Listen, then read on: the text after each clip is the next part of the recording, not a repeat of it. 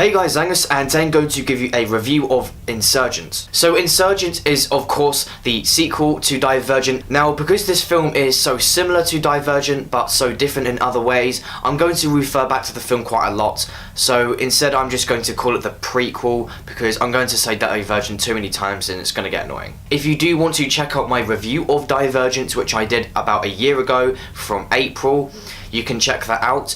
And of course, when I talked about that, I mentioned that it was an okay-ish film. That was the way to sum it up. There were some things I really liked about it, like the music. I thought the music was absolutely fantastic. To this day, I'm actually still listening to the music from Divergent. But there are quite a lot of things I just didn't like it was just too childish. I didn't like the screenplay, and also I didn't think the characters were that convincing. So I would just like to say there are probably some fans that are actually watching this who have read the book, and I just want to say that if you have read the book and I've sort of mentioned something that isn't 100% accurate, then keep your shit, keep your cool, and don't be a keyboard warrior, because there may be something that I've got wrong in the script, or there may be something that is different compared to the book to the film, but if that is so, then don't go crazy. So the budget for the prequel was 85 million, and the budget for this film Insurgent was 140 million, so they've upped the budget, which is good, and that has paid off in a lot of ways for the actors and mainly the visual effects. So all the books in the Divergent series have been really popular, and because of that the prequel actually got a really high budget and it actually grossed quite a lot of money from the total box office. Divergent actually grossed $280 million, so because of that they wanted to put a lot of money into Insurgent, and I'm really glad they did that because it paid off. So sort of to understand the idea of Insurgent, you have sort of got to see the prequel. Now that doesn't mean you have to go see it if you are going to see Insurgent, but I think that if you haven't seen the prequel then you're going to be quite confused what's going on. So Insurgent is actually based about an hour after the prequel, after when Triss has actually managed to stop the leader from actually managing to kill everyone and overtake the other factions. But after that it goes straight into actually when they're running, and what they do is Triss and Thor and all the other friends as well go into another faction. So the leader of Erudite's faction, Janine Matthews, has found this cube. It's like a really cool future looking cube, and basically it's got the three factions on the three sides of it, and because of that they need a Divergent to actually open it up. And because of that basically Janine just goes crazy, and if you haven't seen her from the previous prequel then you'll know that she's absolutely crazy, and you'll see like the bandages from when she got injured from the previous prequel. And anyway, she's sort of just gone crazy with power, and basically she just doesn't give a shit like how many people she kills. She just wants to find the right person who has the capabilities of opening this up, and then because of that she wants to find the right Divergent that is 100% capable of opening it. And because of that the whole film sort of mainly evolved around the hunt for this right person, and because of that it sort of interferes with Triss and Thor, and because of that it sort of gambles into all this load of shit. And while Triss and Thor are sort of trying to survive, she's trying to take power and try and persuade all the other factions that they're crazy and that they're all wrong. So anyway, at the start of the film, Triss and Thor are sort of camping inside this other faction, and out of nowhere all of these dauntless traitors come out of nowhere, and they're trying to find them because Janine Matthews actually wants to find them specifically because she suspects that they may have the capabilities of actually opening up this cube, which they don't know what is held inside.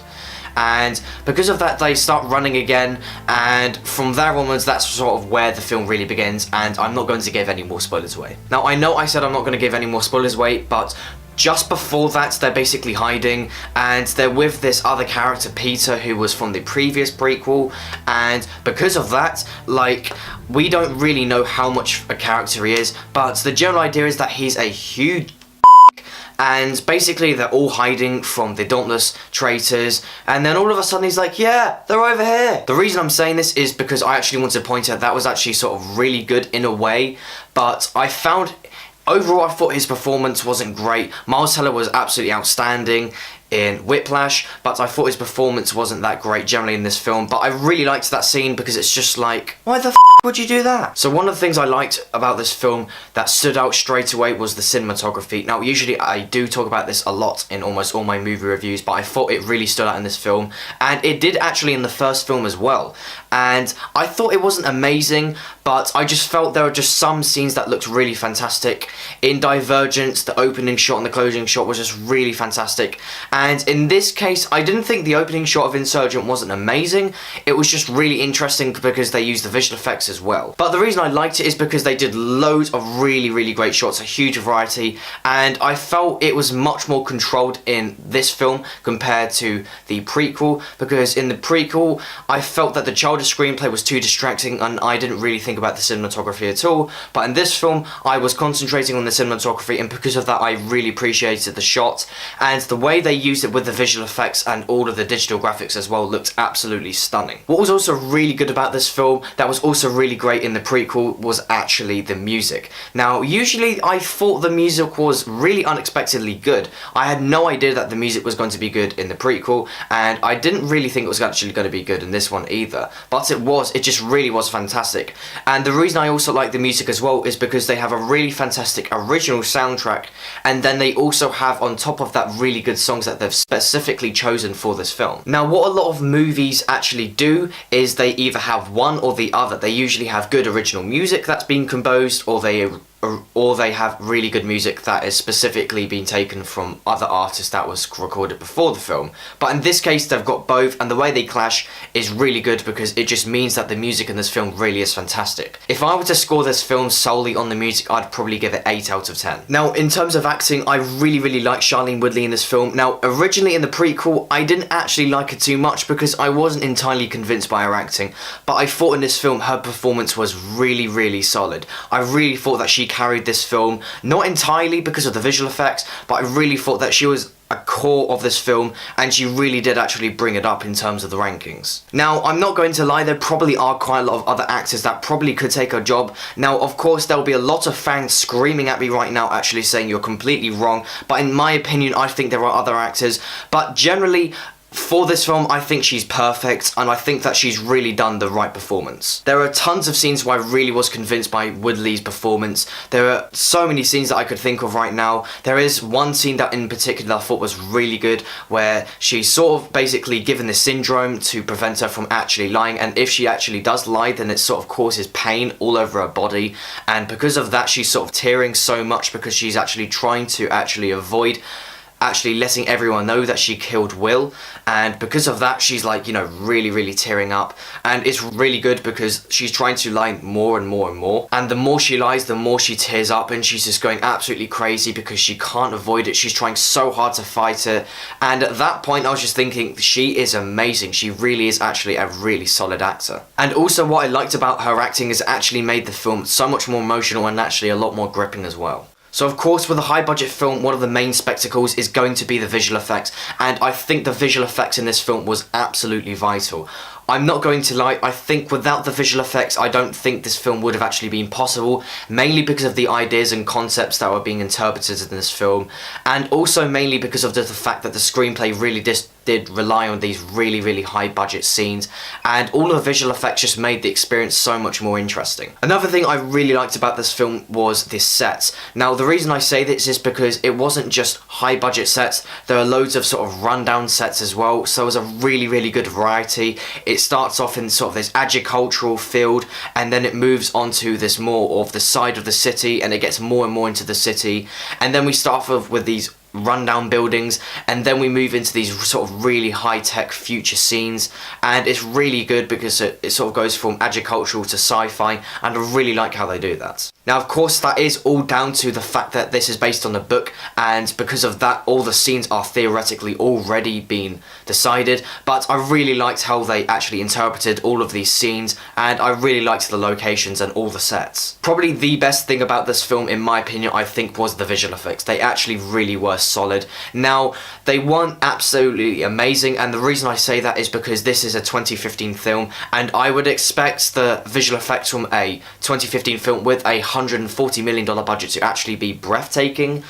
but I actually didn't think they were amazing, but I thought they were really solid and they made the film so much more interesting. There were just quite frankly so many scenes that looked absolutely stunning. There's this scene where she's basically trying to fight herself and then she's just like, you know what, I actually don't need to fight you, and because of that she sort of just gets kicked out and then she comes flying out of this skyscraper and it looks absolutely remarkable. So in terms of all the pros, I actually thought that Insurgent was way better than Divergent, and the reason for that is because there were quite a lot of things I just didn't like about a Divergent, and I thought that they were actually included in Insurgent. So I thought that was actually really good that they had these problems with Divergent and they actually sort of sorted them out in Insurgent. I'm not going to lie, I generally thought that Insurgent was so much better than Divergent. If I were to score Divergent now, I'd probably give it 6.5 or 6.4. Originally I gave it a 7.4, but I would probably now lower that down when I more think about the cinematography and also the acting in Divergent. But I thought that the problems in Divergent were actually replaced in Insurgent, and I thought that was really good. So while those are all of the things I did like about Insurgent, there were quite a few things I didn't like, and one of the first things I thought was that they could have done a much better job on the sound editing. Now this is something I really like to comment on because I really like talking about it, and in a lot of films I find the sound editing really important because it makes it so much more dramatic and also so much more enhancing as well. So a lot of gun films and action films sort of take advantage of the sound editing, and the reason for that is because, like, for example, with gunshots it makes it so much more scary and interesting and also more thrilling. But I thought in this film that the sound editing could have been improved because there are a lot of gun scenes and I thought those could have actually been enhanced and it would have made it much more immersive. Also, I'm not going to lie, I really thought this film really did drag on. It is a long ass film. Now it's actually only 119 minutes, so it's just under 2 hours, but it probably felt like 2.5 hours at least to the most. But I felt that it really dragged on, and there were just some scenes that I really thought that were just so unnecessary. In the first film, Divergent, there were so many scenes that dragged on, and this is the same case in Insurgent. But to be honest, that is so expected, mainly because of the fact that this film is so heavily relied on the book, and because of that they've got so much to cram into it. Now it's kind of difficult to determine this problem because for the film fans who haven't actually read the book, they're probably going to find the fact that dragging on in this film is annoying, but I think for all of the actual book readers, they're probably going to really appreciate the fact that this film actually drags on because they've obviously read the book and they want to see as much screen time as they can. Probably the best example of the fact that the way this film drags on is just the fact that Tris and Ford's relationship, it's like, yeah, I get the point that they're in a relationship and they love each other, but it's just like, actually I don't really give a shit anymore. It's just because the whole first film was sort of dedicated to that, and this film has just repeated that over again, and they're probably going to repeat it in the third film as well. But then again, all this romance probably is for all of the girl fans in this film. Of course, one of the things that I found in the first film happened again in the second film, and it was being predictable. Now, this is usually quite common, mainly because of the fact that they just can't really avoid it being predictable, but I just felt there were so many scenes that just could have been predicted straight away, and I thought that sort of took away the seriousness of it. So I'm going to try quite hard to actually avoid giving this away and giving any spoilers, but near the end, sort of Tris and Ford are sort of in this room, and basically like they're just about to get shot, and in comes in everyone to rescue them, and it's a bit like, sake. What was also disappointing is I thought that the supporting actors just didn't really give a enhancing performance. I really just didn't feel they were convincing enough. A perfect example would be Ansel Elgort, and I just really found that when I was watching his performance, he really just gave the impression that he did not want to be there. It was such a boring performance the way he just made it out, and I was really convinced that he was actually trying to not be good at acting. I don't know why this was happening, but I really just was not convinced at all. I wouldn't have given a shit if he was killed in this film. I wouldn't have cared if anything happens in this film because quite frankly I was really unimpressed by his performance, and that was just one example of the performance in this film because everyone else I thought just wasn't convincing enough. However, there were a lot of other performances that I thought were impressive as well. And basically she's sort of in this glass container that's quite large, and Janine's right next to her, and then she's like, are you gonna fight me? And then she's like, ha, don't be silly, you're going to fight yourself. And then the cinematography swerves round, you see herself, and from there onwards the first thing that goes into my head is, oh In my opinion, I think Insurgent actually is a really good comeback film for the Divergent series, and I think this is solely down to the fact that Divergent was really appalling in some aspects. Now, I don't think it was appalling, but from reading all of the reviews generally, I think everyone did not like Divergent. Of course, there will be the book fans who will really like this film, and also will like the previous films, and also the future films as well, no matter what happens. But I think generally people just did not like the film, but I still think that you should go see this film. However, it really is solely down to actually what you thought of Divergent. Now, I shouldn't really say that because I thought Divergent was fairly bad in some aspects, but I actually really enjoyed Insurgent. But generally, from watching Divergent and coming out of the cinema thinking it was okay, I thought that Insurgent was okay after watching it, but thinking about the visual effects and also the acting were actually really impressive. I thought Sharon Woodley did a really good performance, and also some of the graphics and visual effects in this film just were really stunning and made it really good to watch. So because of that, I'm going to give Insurgent 7.7 out of 10. Of course, if you did enjoy this review, then definitely be sure to give this video a thumbs up, and thanks for watching. Hey guys, it's Angus, and today I'm going to give you a review of Divergent. So Divergent is actually based on a children's novel that was actually released in 2011, so it's not actually based on a really old story, it's based on something that was published quite recently. Now, I actually hadn't heard of Divergent, and I never heard of the book or the author, but I still thought this would be actually quite a good film to watch. Now, straight off, one of the things that I didn't really like... So before I actually go on to... Done it again. So of course it's called It's done it again. Now, because this film is so relevant back to Now, because this film refers so much back... Oh my god.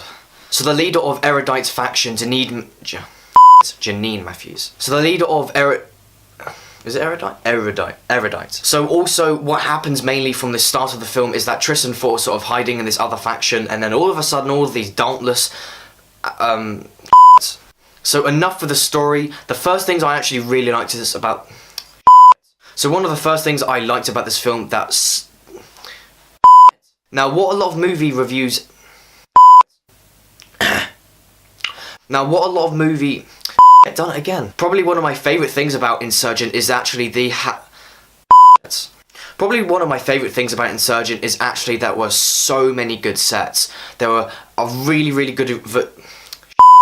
The reason for this is the fact that there was just so many scenes and... I'm not going to lie, I really did think that Insurgent was absolutely huge. Wait, that didn't make sense. So of course, while those were all of the really good things I liked about Insurgent, there were quite a... Now for normal but overall I think Insurgent actually is a really good... In my Of course, if you did enjoy this